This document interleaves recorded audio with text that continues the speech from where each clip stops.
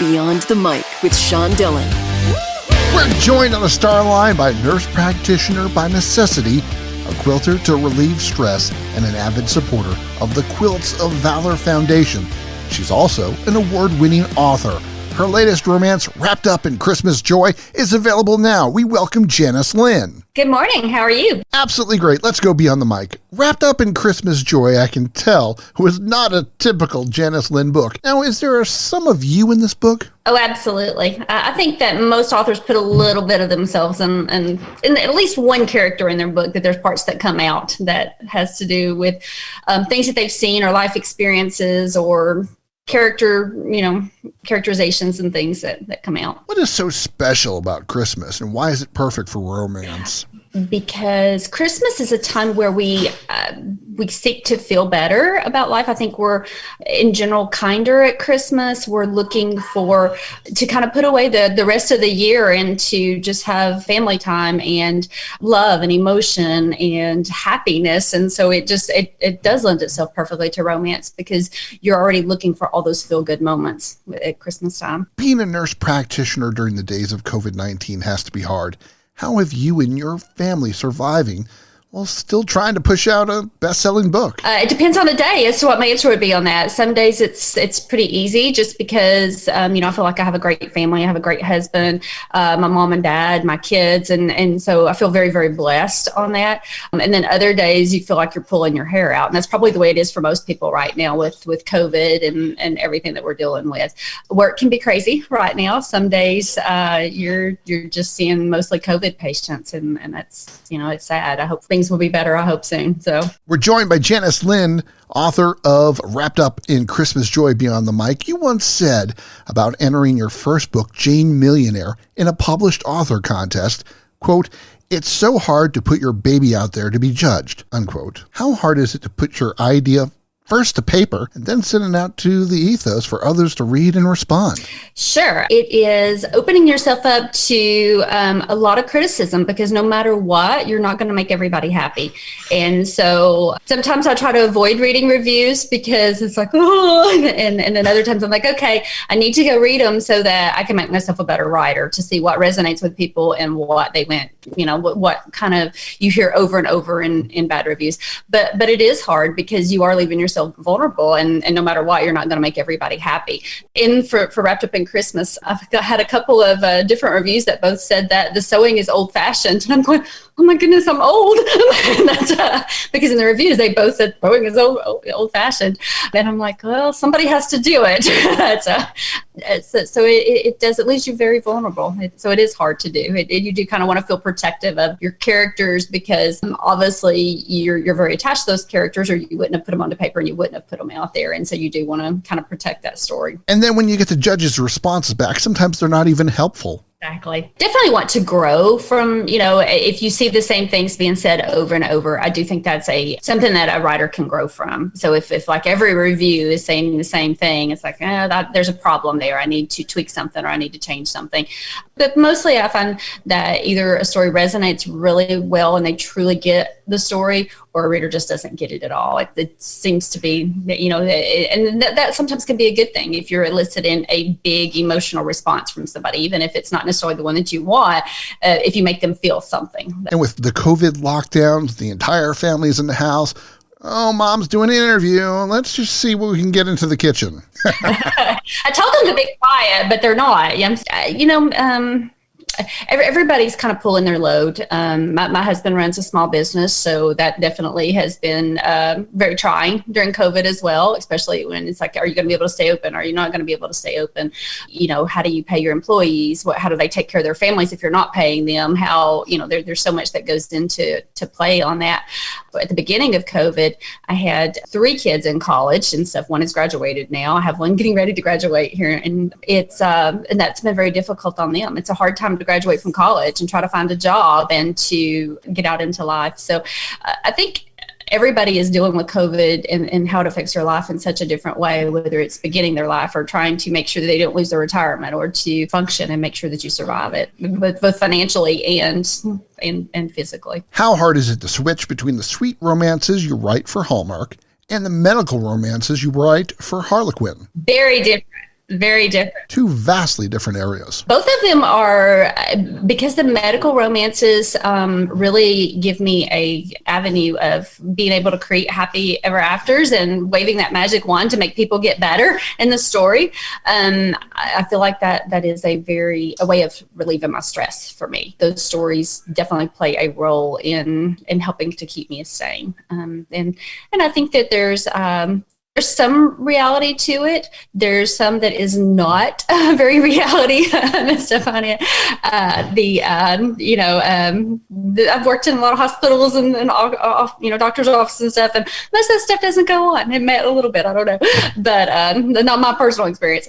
But the sweet romances, that's a part of who I am and part of my life too. So I grew up, going to church and know people that are like the people in those stories as well. So it's fun. I'm pulling from different aspects of my life. In these difficult times the world faces now, it's good to be able to escape with a good book. How much pressure do you feel when you're a nurse and trying to write during a pandemic? You might have a good idea, but you might have a shift coming up in 4 hours. So I really struggled a lot finishing up Wrapped Up in Christmas Joy, because we had in the early March, it's actually the night of March 2nd, early March 3rd morning, we had tornadoes to come through Tennessee that just ripped our state apart. And so there were a lot of deaths, a lot of injuries, a lot of homes destroyed, businesses destroyed. And my stepdaughter's best friends were killed. There was a husband, wife, and their 2-year-old, and they all 3 died. And so we had funerals and grief. And then we had the pandemic really starting to hit mid-March in Middle Tennessee. And here I had to go to work and was scared because we didn't know very much about COVID at that time. And you were seeing on the news and seeing on the healthcare loops where people were all geared up, but they were still getting COVID and they were still, dying, and nurses that appeared young and healthy. And it's like, okay, what's going on? And we've still got to go out because we got to take care of our patients. And then you have to go home and you have to try to write a happy Christmas story. And it's and lose yourself. And there was part of that was great to try to escape, but then it was so hard to pull yourself from reality to write that story. So I probably struggled more to write this story than I have any story ever on it. That's I would say that's just trying to get that happy. When I finished the book, I had to go back and look at every single scene and say, is this scene happy? Because a lot of them weren't. With the character Cole and stuff, he has a kind of a dark background. It was very easy for that to creep in more than what it should have to keep it a Hallmark story. Raising money for charity is important for you, especially since your mom had T-cell lymphoma. Mm-hmm. How easy or hard is it for you to take things in your life and use them as inspiration for your books? You might have to hug someone as a nurse telling them it's going to be okay when it just might not be. Well, yes, that's true. It's very hard. It's never easy. I immediately pops into head. I have a family that I take care of, 3 generations that I have took care of for over 20 years. And last year I diagnosed the patriarch of the family with cancer, and it had spread. And it's hard. It's very hard. It's hard to look somebody in the eye and say, I'm sorry, you have cancer. And, I don't know what's going to happen at that point. We're going to set you up. We're going to get you a PET scan. We're going to, get you, a referral to oncology and surgeon and all these different things. Because again, I'm from a small community like what is in my Hallmark stories. So you do have that connection to people, and you care about them. They kind of become an extended family on your patients. When you took care of a family for that many years, you definitely feel a big attachment to people. And so it is not easy. Part of me thinks it helps me with emotion for my stories because it's very easy to pull from those emotions and to then draw from that for my stories. What's one misconception about being an author? That you sit around eating bonbons in your pajamas and and you just bang the words out. That doesn't happen. It's not easy. And I also think sometimes I hear a lot of people say, I have this great idea. I tell you what, I'll give it to you and you write it and we'll sell it together. And I'm like, no, I got all my own ideas. So you write your book and we'll celebrate it together. So I think a lot of people think it's pretty easy though, just to sit down, and that you just sit down and you just write it, and that then it all just flows perfectly, and then you put it out there, and wow, it gets bought, and amazing things happen. Also, I hear it all the time. It's like, oh my gosh, you're going to quit your day job. And I'm like, no, I'm not. Have you ever heard Starving Artist? That's my Hallmark books have been very successful. My Harlequin medicals and stuff, they're not sold retail in the U.S., but the medical line is actually Harlequin's second most successful line worldwide. So they do very well too. But I will not be quitting my day job anytime soon. But books actually make less now than they did 10 years ago, which is kind of sad. So. And how hard is it when books are available so many places around the world for $8.99, $12.99, even for $4.99, and you may be getting only 50 cents a book? Right. Yeah. There's so many people that have a role in putting a book out. You have, editors, you have people that do the cover design, you have distributors, you have the publishing company themselves, you have the bookstores, there's so many people who have to take a piece of that for everything to fall into place that there are. 50 cents for a book sounds really good to me. Because again, there are so many people who play a role in making that book happen who need to get paid. And it's sad too, because, with the digital world being the way it is, it's very easy for there to be a lot of free downloads that aren't really free. They're stolen. And so and that seems to happen more and more, that there are so many literacy advocacy groups that are just constantly looking for these sites, and as soon as they get one took down, another one pops up to where people can download for free, and it sounds great, and there's probably people that don't even really think about what they're doing, and it's like, oh, that means that nobody got paid that put the work into that. And if you do that often enough and people don't get paid enough, then things start dwindling down to where there's just not as much content out. Now, being an author isn't easy from my own knowledge, and I applaud you for helping authors get sample letters and synopsis on your website. Mm-hmm. It's almost a cautionary tale. Right. I would never want to discourage anybody from pursuing their dream because I feel like I've been very blessed. I have gotten to achieve a lot of my dreams, which has been fantastic. But I also worked hard at it, and there was a lot of rejection along the way. And I think you have to be prepared for that. And there's very few people who go into it and it just magically all falls into place. I'm sure there are some that they write that first book and wow, it's amazing, and wow, they hit every list and it's just phenomenal. That's not the reality for most writers. I have a lot of friends that are really great writers, and some are very successful, some are not. And honestly, I think the ones that are not are just as talented as the ones who are very successful. A lot of it has to do with the right story at the right time with the right person, seeing that story and just what's happening in the market as well. I mean, if there's 10 books already that a publisher's already bought that have to do with a particular subject, and you have a phenomenal book with that same subject, they're probably not going to buy it if they're already saturated with it, regardless of how great that book is. So there's so many different things that come into play besides just the quality of the story, of whether or not a story is going to get bought. And I think if people aren't prepared for that and don't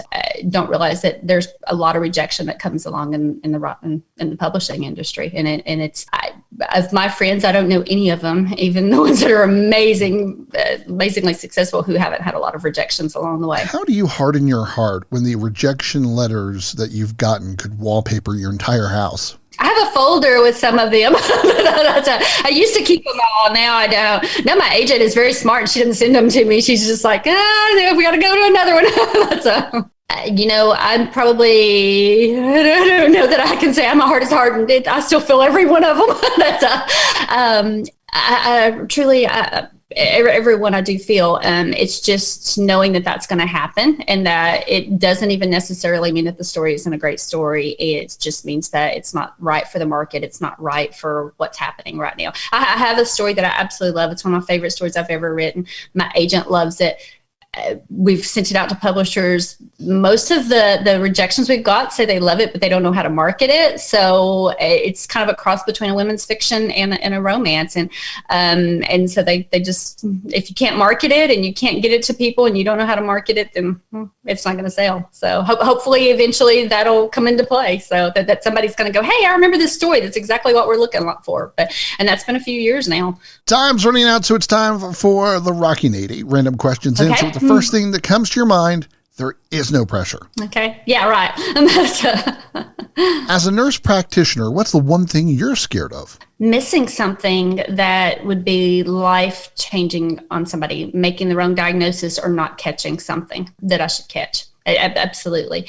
It's hard. Your insurance companies don't want you to order a zillion tests, but there's some times that you feel like you need to because you know something is wrong, but you can't put your finger on what it is. And so it's I don't ever want to miss something on somebody. I love the majority of my patients. I can tell you their life stories on the majority of my patients. I don't ever want to miss something on them. If you had to give up pasta or chocolate for the rest of your life, which one would you give up? Chocolate. Really? Yes. Oh, yeah. I like my pasta. Lasagna and spaghetti. Oh, yeah. Name 3 authors that inspire you. Kathleen Long, Lindsay Brooks, and Susan Elizabeth Phillips. I could name a bunch. Those were the first 3 that popped into my head. And 2 of them are my best friends, so I had to say them. It's kind of like, You'd get in trouble if you didn't. I didn't. You're exactly right. Have you ever taken a cruise, and where would you want to take a cruise to next? So last year I took my very first cruise, and I'm so glad I did because it was before COVID. We went to Alaska. It was amazing. I want to go back. I wish I'd had a bunch more time there. I absolutely loved it. I would want to go back to Alaska. I'm pretty boring. I want to go back to where I've already been. What's the one craft other than quilting that you enjoy doing? Wow. One craft besides quilting, sewing of any type, although we've already heard that that's old fashioned. I love to make things. I do the little snowflakes like were in the book, in the first book, that were actually something that I made. So when I was writing that story, that was very easy for me to draw from because I like to make things with plastic canvas. And so I do that. I like to paint, to draw, anything. I'm not very good, but I like to do it. So at the end of Wrapped Up in Christmas Joy is a Dilly Duchess potatoes recipe. What's your secret best recipe that everybody raves about? So I make a really good sweet potato casserole. So I make chocolate no bake oatmeal cookies, chicken and dumplings. Southern girl at heart. Trying to think of things people ask me to make. Those are things that people ask me to make. So when I go somewhere. Now we have to talk to you about this secret obsession you've had with Matthew McConaughey. Yeah, it kind of got pink there, didn't it? You've been obsessed with him since 2005. He plays a lot of fun roles. And so, if I met him in person, I think I would like him just from the interviews he does. He seems like he's a very positive outlook on life and the things that he says and does. I really enjoyed him in romantic comedies. I think in some of his more recent interviews, he kind of has been down on the romantic comedies a little bit. But I think people need that relief and they need that happiness and laughter. And I definitely feel like there's a huge role in life for romantic comedies. So on that, I kind of disagree with him. Like, I get back to that instead of all the serious roles. We have enough serious in life that we need our entertainment to be fun, and we need it to make us happy and to leave us feeling good. And I enjoy him. So he's fun to look at, except for maybe when he lost all the weight. So when they make Wrapped Up in Christmas Joy into a Hallmark Channel movie, who plays Sophie? Who plays Cole? Well, we have had some friends and I have had a lot of different discussions on this. Lacey, possibly, or Nikki DeLoach, maybe for Sophie. Ron Pavey for Cole would make me super happy. He's great. Of course, I love so many of them. Andrew Walker, Paul Green. I'd be pretty happy with any of them. I'll be so floating if they say, "Oh, we're going to make this into a movie," that I'll just be like, "Okay, whoever you want." That's all. Her middle name is Marie. She'd give up chocolate if she could, and she'd cruise to Alaska if she just had the opportunity right now. Her book is Wrapped Up in Christmas Joy, available at a bookstore or online right now. We thank author Janice Lynn for taking the time to talk with us today. Thank you very much for having me here. I appreciate it. And that, my friends, is Beyond the Mic.